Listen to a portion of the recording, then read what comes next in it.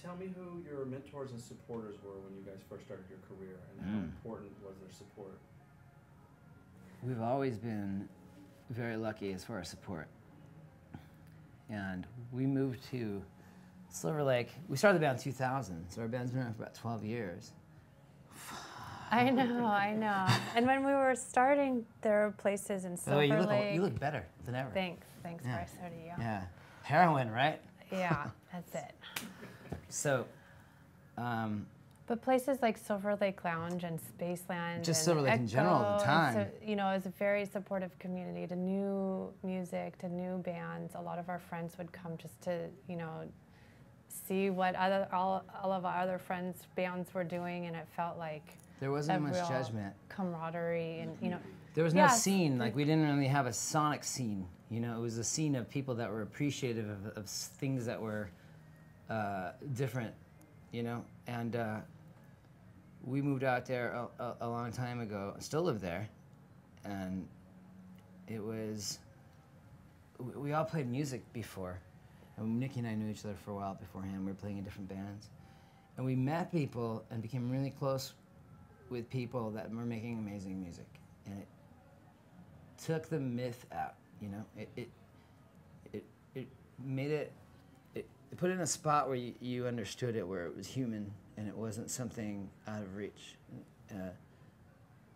You could hang out with this guy or girl at a barbecue with some shitty beer and talk to them all night long and go home and listen to their album all the time because it was so great, and go see their shows.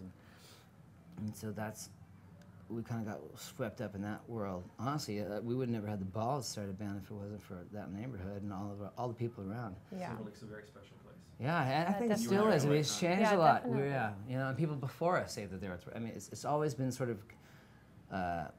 the place in Los Angeles where the left of center worked. You know, and even though it's $1 million neighborhood now, like everything is, it still has that vibe. You know. Absolutely. And all the clubs are still there and playing bands. I mean, they listen to tapes. There's a guy there, promoter, that still listens to tapes. Who has tapes? But bands have tapes. What's a tape? Yeah, it's what you're recording this on. Weird.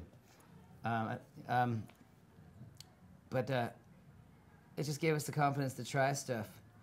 And we did, and instead of like most people's experience, well, I don't know about that. I don't really know what anybody else's experience is, but we know what ours is, and it was lucky because we could play and fuck up and do whatever, and we played for years just trying to figure out what we were doing, because every time we got a show, we would just say yes. Yeah, we would take, you know, the worst spot just to we have a loved place. It. Please give us the worst spot. Yeah, we played at 1 in the morning when they found out. Remember when he found out Lou Barlow and Alaska were 2 different bands? Oh. So we played like 1:30 in the morning.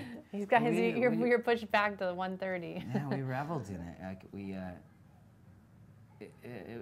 I think it's really helped us now. Yeah, it gives you a place to grow. Well, it's just like now, anytime we hit a festival or anything, like monitor, schmonitor. I mean, we were so used to it. Everything that's gone wrong has gone wrong, and nobody gives a crap. So we're not really worried about it. Yeah. So anyway, that's probably that was a massive as far as a influence to mentor. us. Still is. Growing relationship. It's important to us to. I mean, we're like when we're not playing music, our hobby is to go watch music. So we still try as much as we can to be involved with bands in Silver Lake and stuff like that. And there are lots of great ones, and not just Silver Lake, Los Angeles, or anywhere. I think local music is like a part of the. It's such a big part of the city, and people don't even know it. And so I don't think people know how nurturing LA actually is. I think people think it's just like it's tough. Well, it's tough. But there's a lot of support here. Well, that's what you're saying is because the culture is so strong. The counterculture is just as strong. LA is not like any other city in the world. You know, it's so big that I get culture shock coming here than I do in Copenhagen. You know, this is crazy to me. This is what people think. You know what I mean? Like, and it's 5 minutes down the road from Silver. 5 minutes down the road, yeah. But there are things 40 minutes down the road, and we're still in the same city.